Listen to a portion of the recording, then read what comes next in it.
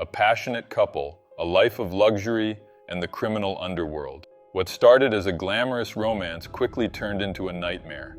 A seemingly perfect couple found themselves entangled in a world of drugs and corruption. Stay with me to uncover the surprising details of this story.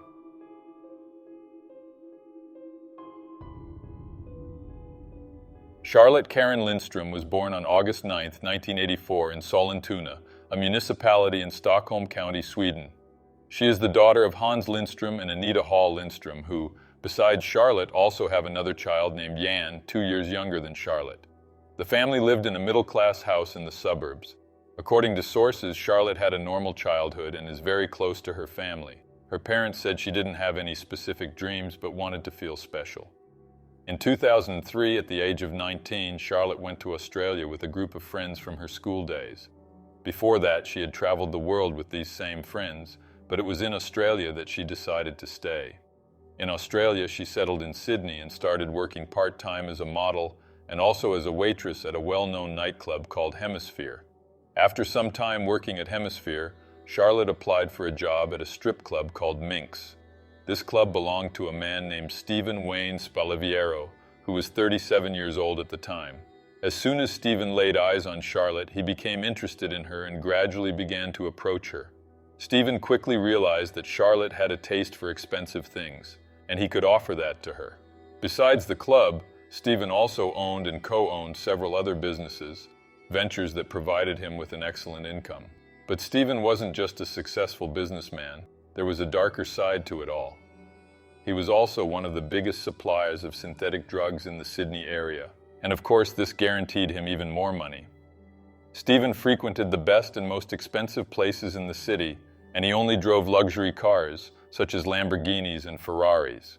It didn't take long for Stephen and Charlotte to start a relationship.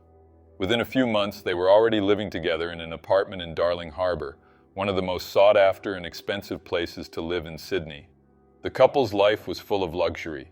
Trips, expensive clothes, jewelry, and everything money could buy. Some people close to Charlotte said that in the beginning she got involved with Stephen out of interest, but later she fell in love with him and was willing to do anything for him. And we can say it was because of this feeling of devotion that Charlotte had for Stephen that this whole case unfolded. In the first few months of her relationship with Stephen, Charlotte discovered that, in addition to being a successful businessman, Stephen was also a criminal.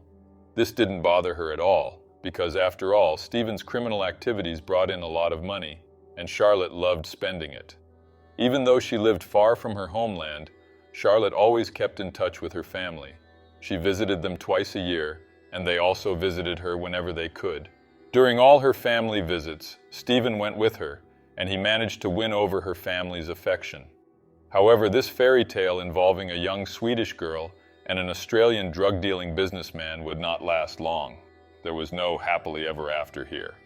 2 years after the couple met, more specifically in November 2005, the Sydney Fire Department received a call reporting that an industrial building located in Riverstone, a suburb of the city, was on fire. It was the neighbors of this building who called the fire department, stating that there was a lot of smoke coming from the building. The firefighters quickly headed to the location, and in the meantime, they received another call from a man who claimed that there was no fire at the building they were heading to and that they had actually fallen for a prank. Authorities would later discover that the man who made that call was none other than Stephen Spalaviero. Stephen wanted to divert the firefighters to buy time, but unfortunately for him, it didn't work. The firefighters had already traveled a long distance and they weren't going to turn back, so they decided to check the building anyway. Upon arriving at the site, they found that there were indeed flames, but they managed to extinguish them without any major issues. After putting out the fire and as the smoke cleared, the firefighters came across something they had never seen before. There was a large synthetic drug lab inside the building. There was no one else in the building except the firefighting team. Whoever had been there likely fled as soon as the fire started, knowing it would attract attention. The firefighters notified the police, who then arrived at the scene. The police cordoned off the entire area and began an investigation to search for any evidence that could lead them to the person responsible for the lab. The lab was one of the largest ever discovered in Australia, something that would make the crew from Breaking Bad envious. According to the police report, the equipment was the largest and most sophisticated they had ever seen. There were 3 300-liter iron vessels and one 780-liter vessel. On the ground, there were 2 50-liter beer vessels with specially made condensers that were being distilled at the time. In a closed room, there were 3 tablet presses used for pressing pills. In addition to all this equipment, the police seized more than a ton of synthetic drugs ready for sale. According to sources, if these drugs had been sold on the streets, they would have generated millions of Australian dollars in profit. The police also seized a pair of Louis Vuitton shoes and a gas mask. These 2 items would prove to be crucial in the investigation, as we will see later. A fingerprint was also found on several pieces of lab equipment, likely belonging to someone who spent a lot of time at the site. During the investigation, the police tracked down the building's owner and discovered that he had rented the property to someone else through a real estate agency. In fact, the building owner had left the property in the hands of the real estate agency to find a tenant. The police then interviewed the real estate agent responsible for the transaction.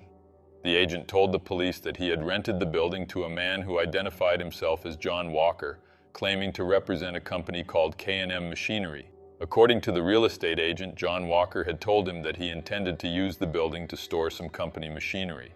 The police asked the agent to provide a description of the man, and from this description, a sketch of what John Walker might look like was created.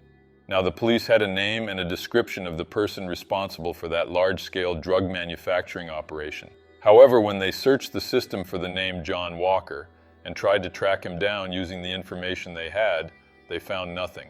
This wasn't surprising to the police, as they already suspected that the identity of John Walker was fake. After all, no one would be foolish enough to use their real name in a criminal operation of that scale.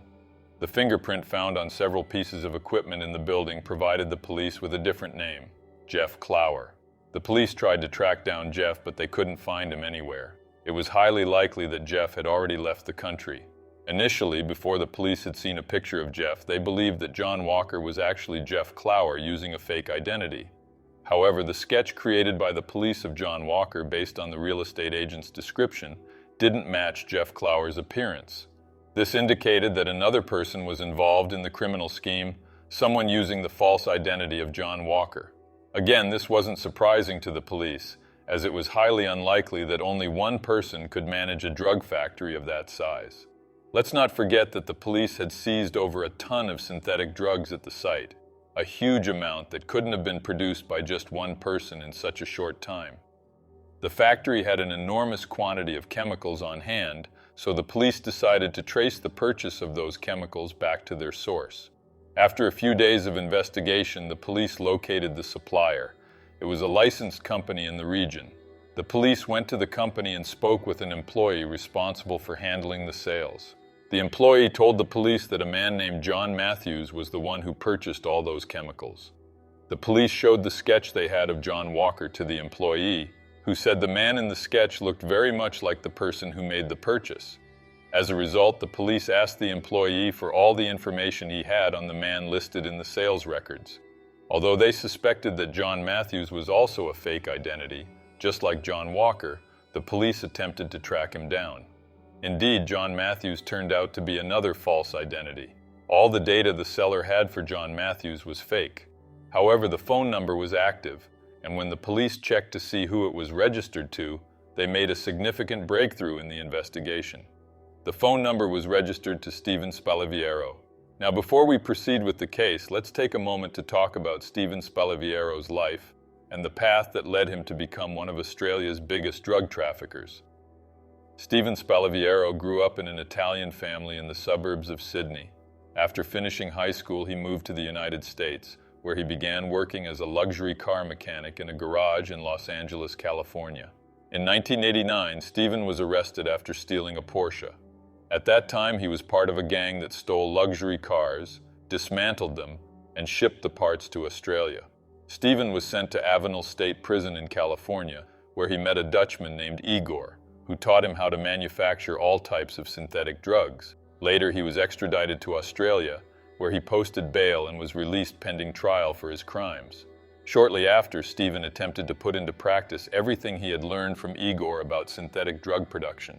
He set up a small laboratory and began manufacturing small batches of drugs with the intention of gaining experience. However, he was quickly discovered by the police and ended up being arrested. Stephen didn't spend much time in prison, and after being released on bail again, he opened a strip club called Joanna's. The business went bankrupt within a few months, and as a result, Stephen decided to try his hand at manufacturing synthetic drugs again.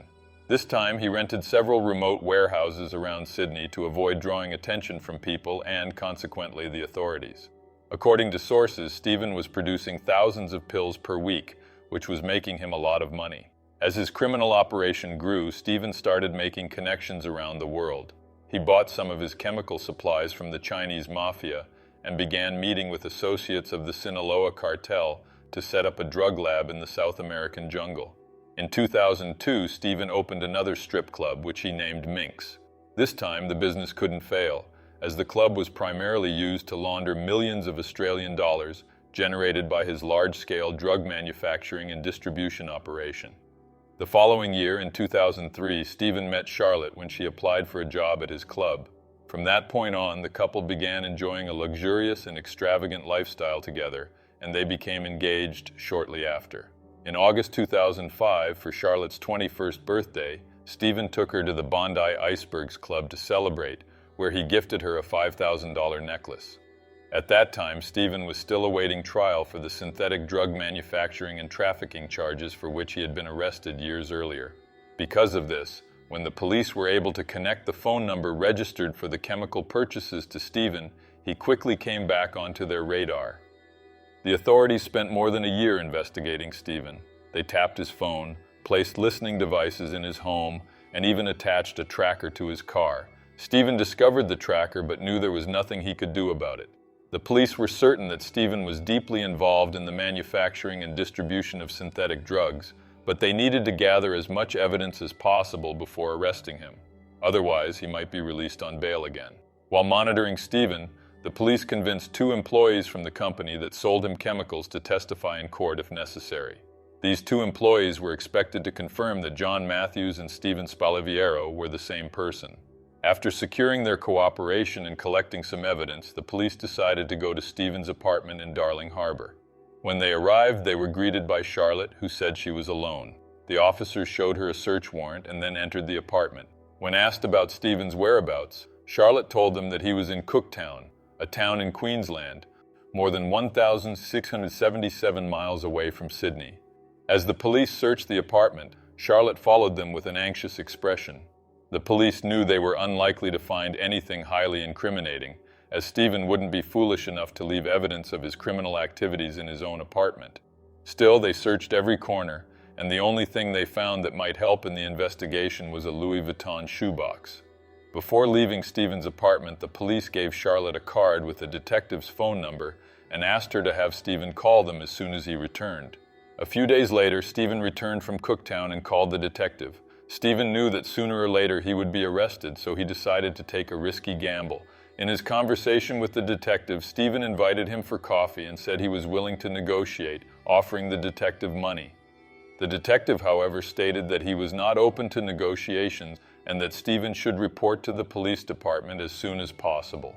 The next day, Stephen Spalaviero showed up at the police department and was arrested without bail on charges of manufacturing and distributing synthetic drugs, as well as attempted bribery. Subsequently, Stephen was sent to Silverwater Prison, where he would remain until his trial. Charlotte frequently visited her fiancé in prison, and they talked about everything, including criminal activities. After completing their investigative inquiry, the police realized that the best evidence they had against Stephen were the 2 witnesses who would connect him to the chemical purchases for drug manufacturing. But it wasn't just the police who knew the value of these witnesses. Stephen knew it too. A few days after Stephen's arrest, the police received a tip from inside the prison where he was held. According to an inmate in the same prison, the 2 key witnesses in Stephen's case were in great danger. The inmate informed the police that a plot to kill the 2 witnesses was underway. According to this inmate, 2 men from the state of Victoria, who were already known criminals to the authorities, had been hired to carry out the hit. These 2 criminals were set to execute the 2 witnesses as they were leaving work at the end of the day. The 2 witnesses were already being followed, and their daily routines were being studied to ensure that the plan wouldn't fail. There was even a map attributed to Stephen, showing how to get to and the layout of the witness's workplace. Everything was schemed to look like a robbery gone wrong. Upon learning of this plan, the police became very concerned. Not only were 2 lives in great danger, but the importance of these witnesses' testimonies to the case was crucial. Without them, it was likely that Stephen would receive a much lighter sentence or even manage to evade conviction altogether. Thus, the police knew they had to protect these individuals at all costs. A team was assigned to monitor and protect the 2 witnesses 24/7. In the following days, the police set up surveillance both in front of the factory where the witnesses worked and outside their homes. According to the police, the factory began receiving strange calls in which people asked random questions about the operation of the place. Obviously, someone was trying to gather as much information as possible to execute the plan to eliminate the witnesses. As the days went by, the police grew increasingly anxious. On one particular day, around 5 p.m., a car with license plates from Victoria stopped in front of the factory. 5 p.m. was close to the end of the workday there. Inside the car were 2 men, and the police saw one of them take out a cell phone and make a call. Moments later, just a few seconds, the car left the location. As soon as the car left, an employee at the factory called the police officers who were on surveillance duty and reported that they had just received a call from a man asking about 2 employees. The 2 employees the man inquired about were the very key witnesses in the case. The employee who answered the call told them that the employees were not there, which is why they left the location. The police were one step ahead in this operation because they were aware of the plan to eliminate the witnesses, while the criminals had no idea that the police knew. Before the vehicle with the 2 suspicious men left the area, the officers noted down the license plate number. When they checked this plate in the system, they discovered it was registered to a man with multiple run-ins with the law.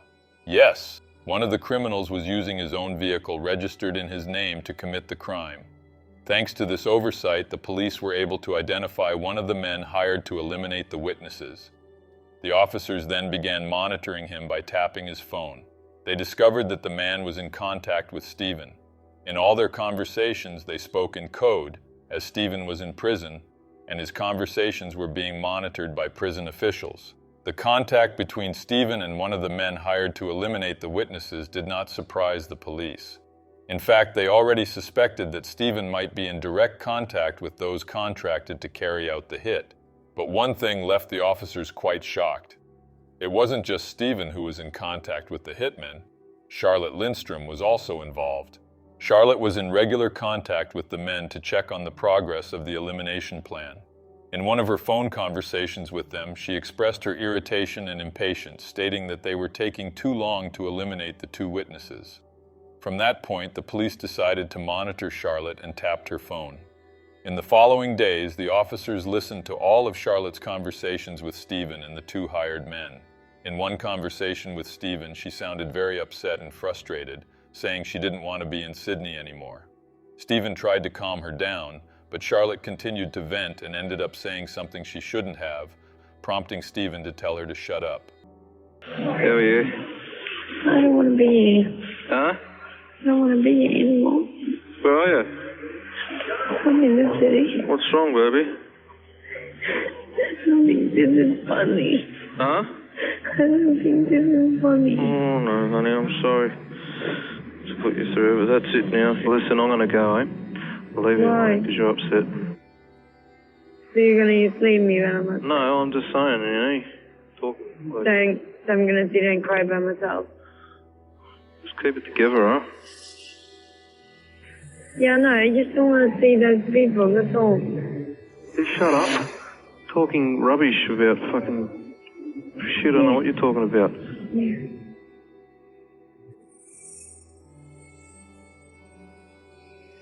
I'll speak to you later then, bye.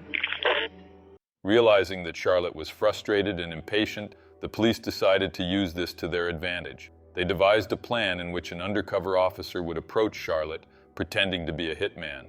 The undercover officer waited for the right moment, and when the time was right, he approached Charlotte, claiming to be an acquaintance of the other 2 hired men. The undercover officer told her that the other 2 men were having complications in carrying out the job, and from then on he would take care of everything, and that she should negotiate with him. Charlotte didn't find this story suspicious. After all, the undercover officer had information that only someone inside the plan would know. As a result, in the following days, Charlotte began negotiating with the undercover officer. She offered a sum of 100,000 Australian dollars for each witness he eliminated. The undercover officer accepted the deal, and they shook on it. All of this was, of course, recorded and became crucial evidence in the case. On May 26, 2007, Charlotte Lindström was arrested on charges of conspiracy to commit a serious crime. Some newspapers at the time reported that Charlotte's devotion to Stephen and her desire to help him evade conviction led to her arrest. If convicted, she faced a potential sentence of up to 10 years. A few days after Charlotte's arrest, Dolores Spalaviero, Stephen's mother, offered to pay the bail of 2 million Australian dollars that the authorities had set for Charlotte so that she could face the charges while free. Additionally, her former boss and friend, Justin Hems, stated that if she were released on bail, she could return to work at the Hemisphere nightclub until her trial. However, the judge overseeing the case denied Charlotte bail, citing a high risk of flight. Until this point, Charlotte's family in Sweden had no idea what was happening. They only learned of her arrest when a journalist approached them for a report. Charlotte's parents were shocked to discover that their daughter had been arrested.